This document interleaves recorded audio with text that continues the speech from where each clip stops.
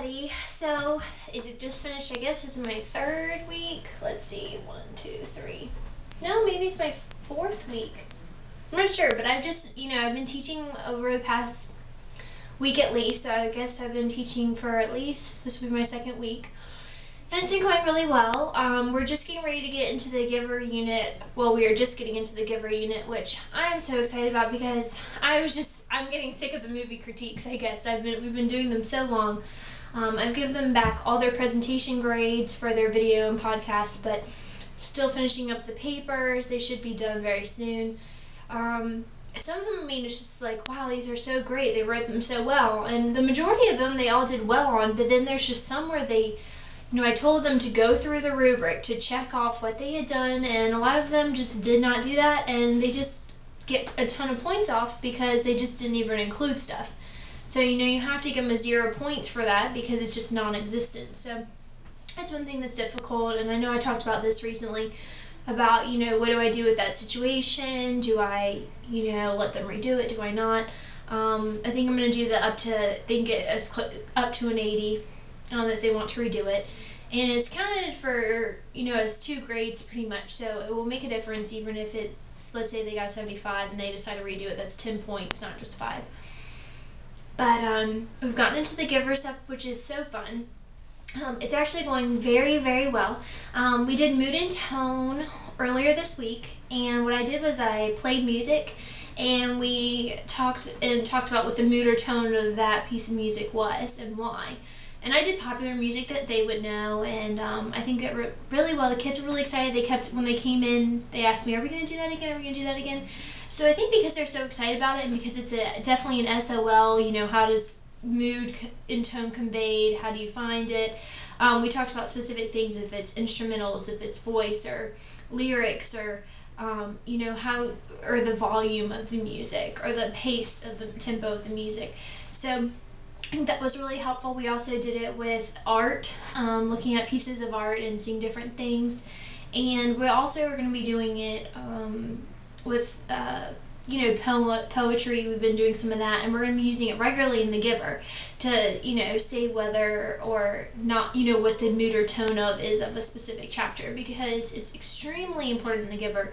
The whole absence of feelings in that novel, it's just so crazy and so interesting, and when they talk about their feelings, they have very precise language. It's something that's required of the community, and so they don't use words like sad and mad and happy. And I told my kids that when I passed out like tone and mood words, it's like a vocabulary list, and I gave some definitions, and they're supposed to be using the wiki to post definitions and to get definitions. But I told them that, I want them to be utilizing these words, because how boring is it going to be for 4 weeks if all we say is mad, sad, angry, boring, mad? You know what I mean? Those are not words that are very descriptive, like exasperated, or it's just anticipatory, or, enraged, or something like that. So I think they really enjoy that. So I might try to incorporate that into some kind of daily activity. I haven't exactly decided if maybe we'll start each day off by getting them on the right track by maybe playing a song. That's something I'm thinking about. So if you guys have any tips about that, I'd love to hear it. And also with the art, I'm posting it on the wall because there really isn't anything in the room at all. So, so it's a reference for them. They can go and look at what their classmates said about a specific piece of work and what tone it was, and they write in really big across the top of the picture what tone word they picked, and then they explain why. So I think it's a great way to get them excited about it. I highly recommend doing it. The kids loved it, so that was really great. And then what we did the next day is I wanted the kind of theme of the Giver is unity and diversity. And the Giver is all based on a community where everyone is exactly the same, or at least they're supposed to be the same. There aren't any differences in appearance in terms of color. They all follow very stringent rules and have different stages, and everything's very set out and planned for them.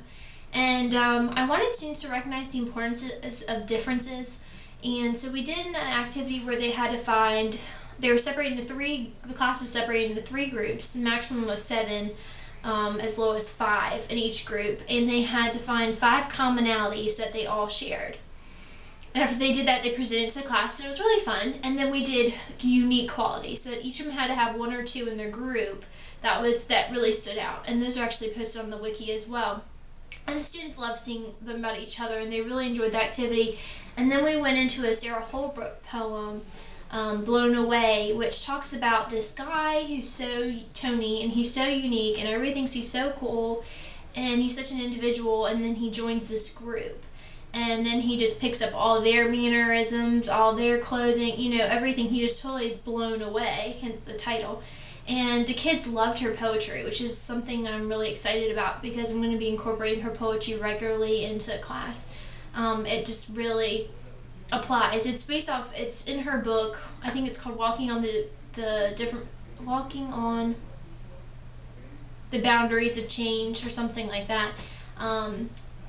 So we did that, and then something kind of cool we did was, I don't know if you've ever read Harrison Bergeron. It's a short story, but there's a movie. I'm not sure if it's come out. I was trying to find information on it based off of it.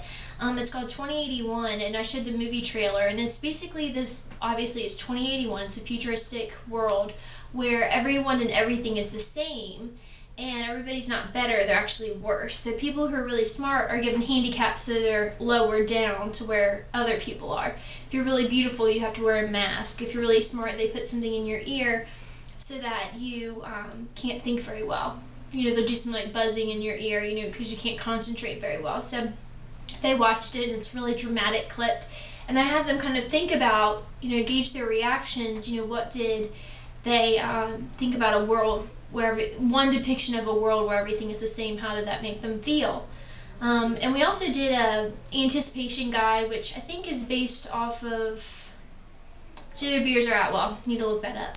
But, and I did it on an online survey, and it worked really well because it tallied up all the results instantly, collect them instantly, and then I could show them the graph of how many agreed, how many people disagreed, and we talked about them, and it was really cool because the questions are like, is it better for one person to experience pain or for all? And all these things are going to come right out in the Giver. So I'm really excited about how it's going in terms of that. I'm kind of nervous about, oh my gosh, where do I go from here? I had all these great introductory activities. I have activities planned later, but it's kind of like, what do you do in the chunk in the middle? I think the hardest thing for me is that students can't take the books home. We only have one classette, and it stays in the classroom. And the way they've been doing reading thus far is just not discussing it, just solely just sitting, reading the books during silent reading, and taking quizzes once a week, which is obviously something I don't want to do. So it's hard to find, to kind of gauge how long it'll take students to read certain sections. And my classes are so different. There's kids on, 4th grade or below reading levels, and some on 11th grade reading levels. So it's hard to kind of balance that, and I talked with Liz and Katie, and I might do some kind of differentiated literature circle kind of activity with the Giver. So that's something I'm mulling over and trying to figure out. It's hard to get everything set up and make sure you have everything going, but overall, a good week. A little overwhelmed, a little like, oh my gosh, I have a lot to do this weekend with figuring everything out, but I'm really excited about getting the Giver. I love literature. That's just the way I am. I would teach it all day. So, it's interesting to go from doing the writing aspect, and doing more technology, which I was more uncomfortable with, and then doing something I feel a little more confident at. But I'm just really excited. I know it'll be a big transition for my students because they're not used to doing novels this way at all. But I think they'll do really well, and I hope you guys are having a great week, and I will talk to you later.